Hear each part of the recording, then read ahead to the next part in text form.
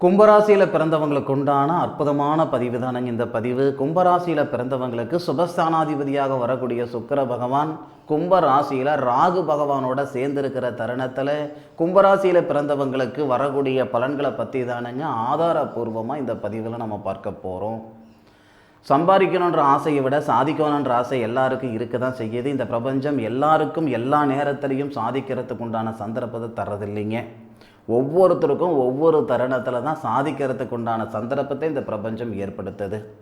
கும்பராசியில் பிறந்தவங்களுக்கு பிப்ரவரி மாதம் 28ஆம் தேதிக்குள்ளார கோட்சார ரீதியாக வரக்கூடிய கிரக அமைப்புகளால் சாதிக்கிறதுக்கு உண்டான சந்தர்ப்பத்தை 100% தரும். அதில் மாற்று கருத்து இல்லை.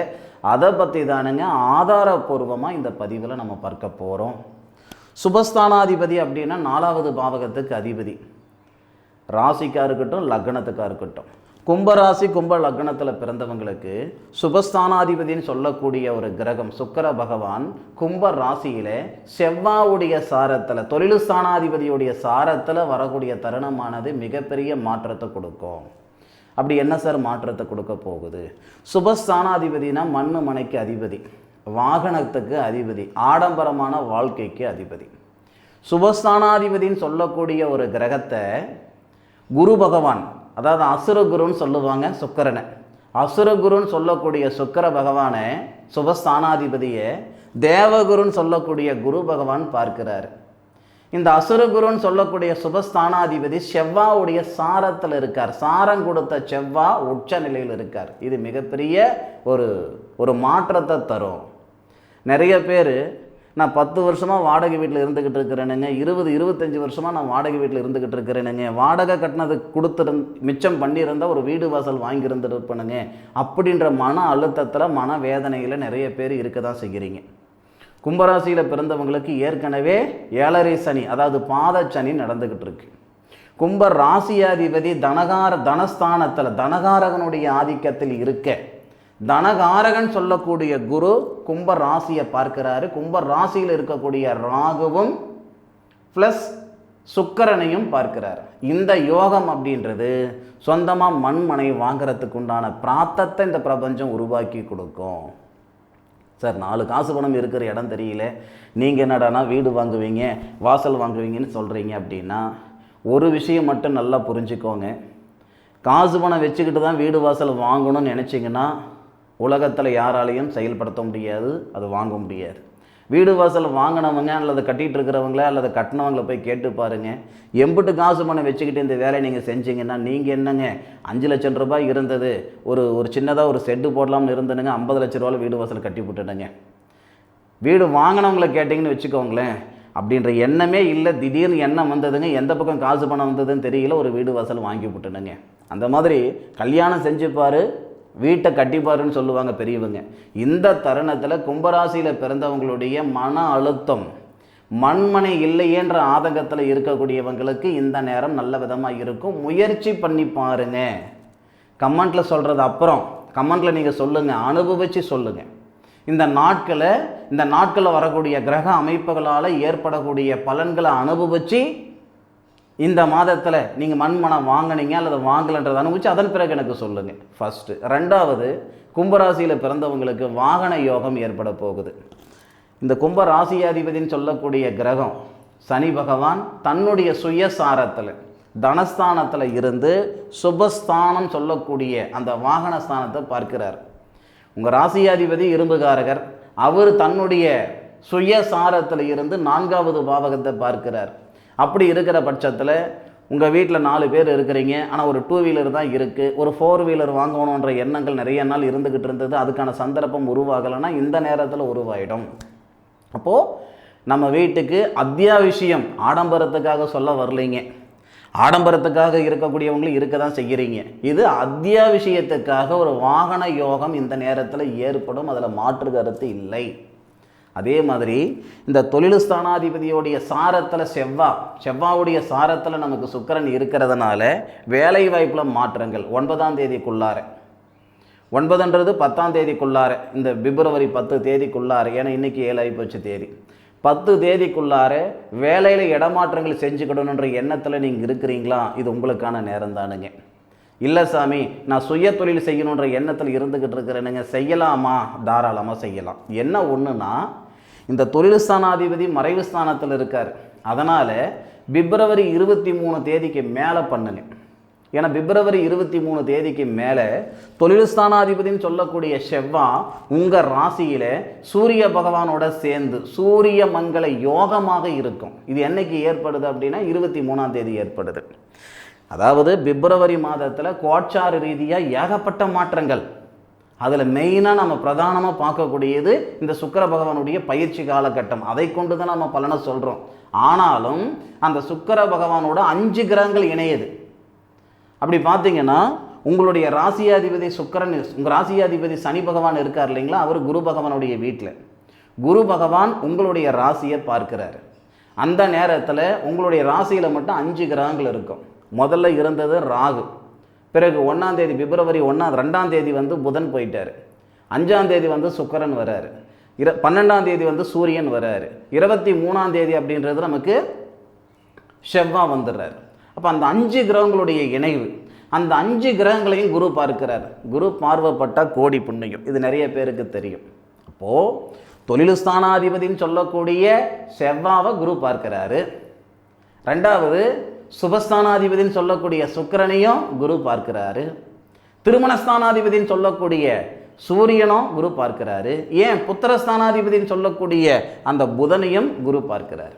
இதனால் ஏற்படக்கூடிய மாற்றங்கள், மண்மனை வாங்கிறது உறுதி, வாகன ஈடுபாடுகள் இருக்குதுன்னா வாகனத்தை வாங்கக்கூடியது உறுதி, புத்திர பாக்கியம். என்னடா இவர் எல்லாமே சொல்கிறாரு, அடிச்சு விட்றாரு போல இருக்குது. சத்தியமாக அது இல்லை, ஆதாரம் இல்லாமல் சொல்லலையே. நான் உங்களுக்கு ஆதாரப்பூர்வமாக தானே சொல்கிறேன். கும்பராசிக்காரங்களுக்கு புத்திர பாக்கியாதிபதி யாருன்னு கேட்டிங்கன்னா புதன் தானே. அப்போ அந்த புத்திர பாக்கியாதிபதினு சொல்லக்கூடிய புதனை புத்திரகாரகன் சொல்லக்கூடிய குரு பார்க்கிறாரே. அப்போ குரு புத்திரஸ்தானத்தில் தானே இருக்கார். அப்போ அந்த நிகழ்வு நடந்து தானே தீரும். கல்யாணம் 10 வருஷம் ஆகுது, 12 வருஷம் ஆகுது, 15 வருஷம் ஆகுது. நிறைய கோயில் குளம் போயிட்டோம், நிறைய பரிகாரங்கள் செய்துட்டோம், நிறைய வைத்தியம் பண்ணி பார்த்துட்டோம், எங்களுக்கு நல்லது நடக்கலை சாமி அப்படின்னா ஒரு செயல்படுறதுக்கான சந்தர்ப்பம் இருந்தால் தான் அதை நம்மளால் செஞ்சுக்க முடியும். மனசாலுக்கு ஆசை அதிகம், பார்க்குற தொழிலெல்லாம் செய்யணுன்ற எண்ணம், பார்க்குற விஷயமெல்லாம் நமக்கு வரணுன்ற எண்ணம், நினச்ச நேரத்தில் உருவாகணுன்ற எண்ணங்கள் எல்லாருக்கும் இருக்க தான் செய்யுது. அது தப்பில்லை. ஆனால் அதுக்கான சந்தர்ப்பம் ஒன்று வரணும் இல்லையா? ஒரு பள்ளிக்கூடத்தில் ஒரு வகுப்பில் 40 பிள்ளைங்க இருக்காங்க. அந்த 40 பிள்ளைங்களுடைய எண்ணம் என்னவாக இருக்கும்னா, நான் தான் மதிப்பெண் எடுக்கணும், நான் தான் மதிப்பெண் எடுக்கணுன்ட்டு. ஆனால் 40 பிள்ளைகளும் ஒரு பிள்ளை தான் மதிப்பெண். அப்போ மீதி 39 பிள்ளைங்க படிக்கலையா, ஆர்வம் இல்லையா, அக்கறை இல்லையா, முயற்சி பண்ணலையா? கிடையாது. எல்லாமே இருந்தாலும் முயற்சியோட இந்த பிரபஞ்சத்துடைய அனுகிரகங்கள் இருந்தால் தான் அவங்களால சாதிக்க முடியும். இது உறுதி, அதில் மாற்று கருத்து கிடையவே கிடையாது. 2000 பேர் ஒரு மாரத்தானில் போய் கலந்துக்கலாம், 5000 பேர் கூட கலந்துக்கலாம். எத்தனை பேர் கலந்துக்கிட்டாங்கன்றது வர்றதில்லை, யார் ஜெயிச்சாங்கன்றது தான் வருது. அப்போது கும்பராசியில் பிறந்தவங்களுக்கு உண்டான மிக அற்புதமான நேரம் தானுங்க இந்த நேரம். பிரதானமான ஒரு நேரம் இது. இந்த நேரத்தை உங்களுக்கு சாதகமாக பயன்படுத்திக்கிட்டீங்கன்னா இது உங்களுக்கான நேரம்தான். ஏன்னா காற்று அடிக்கும்போது தூற்றிக்கிடணும்னு சொல்லுவாங்க, வயசு இருக்கும்போது வாழ்ந்துக்கிடணும்னு சொல்லுவாங்க. அந்த வார்த்தையை நாம் அனுபவிக்கும் போது தான், முயற்சி பண்ணும் பொழுது தான் அதுக்கான ஒரு அமைப்பு நமக்கு ஏற்படும். யாரோ வரா யாரோ போகிறா, இருந்தால் என்ன இல்லாட்டி என்ன அப்படின்ற மனநிலையில் இருந்தோம்னா ஒன்றும் பண்ண முடியாது. பொதுவாக கும்பராசியில் பிறந்தவங்க தானாக கையூனி கரணம் போட்டு தான் மேலே இருந்திருப்பாங்க. இந்த பிரபஞ்சம் ஒரு கட்டத்திலேயே ஒரு சந்தர்ப்பம் கும்பராசியில் பிறந்தவங்களுக்கு நிச்சயமாக ஏற்படுத்தி இருக்கும். இந்த நேரம் மிக அருமையான ஒரு தருணத்தை கொடுக்கக்கூடிய ஒரு நேரம். 12ஆம் தேதியிலிருந்து திருமணத்தில் இருக்கக்கூடிய தடைகள் நீங்கள் பிப்ரவரி 12ஆம் தேதியிலிருந்து மாற்று கருத்து கிடையாது சாமி. திருமண ஸ்தானாதிபதியும் திருமணக்காரகரும் ஒரே பாவகத்தில். திருமண ஸ்தானாதிபதினு சொல்லக்கூடிய கிரகம் யார்? சூரியன் தானே. திருமண காரகன் யார்? சுக்கிரன். சுக்கிரன் தானே பயிற்சியில் ராகுவோட சேர்ந்து இருக்காருல்ல. அப்போது குரு பகவானுடைய பார்வை, இது 2 விஷயம் நடக்கும். கல்யாணம் ஆகி பிரிஞ்சிருக்கிறனுங்க, மன வாழ்க்கையில் சிக்கல் இருக்குதுங்க, குழப்பம் இருக்குதுங்க, பிரச்சனைகள் இருக்குதுங்க, பிரிவினைகள் இருக்குதுங்க. ஐயா இந்த நேரத்தில் சரியாயிடும், சுமூகமாயிடும். மன வாழ்க்கையே பிரச்சனை இருக்கின்றவங்களுக்கும் நல்ல நேரம். மன வாழ்க்கை நடக்காமல் இருக்குதுங்க, நாகதோஷம் சொல்கிறாங்க, செவ்வாய் தோஷம் சொல்கிறாங்க, அந்த கோயிலுக்கு போ, இந்த கோயிலுக்கு போ, எல்லாமே செஞ்சுட்டேன், எனக்கு நல்லது நடக்கலை சாமி அப்படின்னா இந்த நேரத்தில் மன வாழ்க்கையில் இருக்கக்கூடிய சங்கடங்களை சரிப்படுத்தி போடும். மன வாழ்க்கை நடக்காமல், மன வாழ்க்கை அமையாமல் தடைகள் இருக்குதுன்னா அந்த தடைகள் கூட சூரியனை கண்ட பனித்துளி போல விலகிறதுக்கு உண்டான சந்தர்ப்பத்தை இந்த பிரபஞ்சம் கொடுத்துரும், மாற்று கருத்து இல்லை. அதுபோக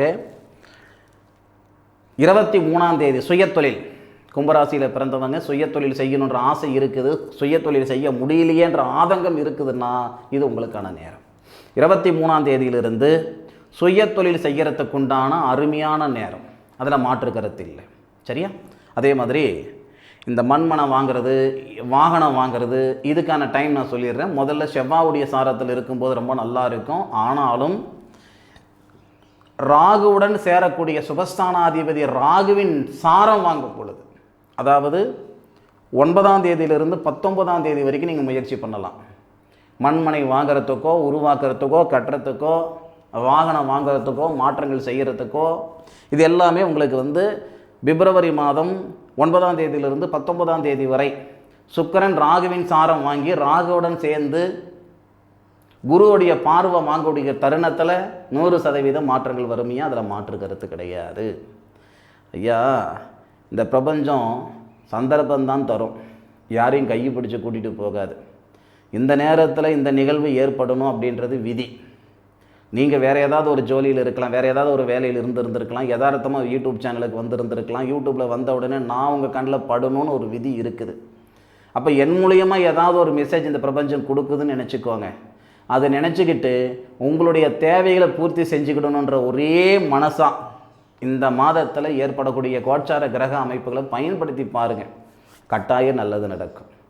பொழப்புக்காக நான் பதிவு பண்ணல, உங்களுடைய வாழ்க்கையிலையும் வாழ்வாதாரத்துலேயும் ஏதாவது ஒரு மாற்றம் வரணுன்ற எண்ணத்தில் தான் மனசார இந்த பதிவு கொடுத்துருக்குறேனுங்க. தயவு செய்து பயன்படுத்திக்கோங்க.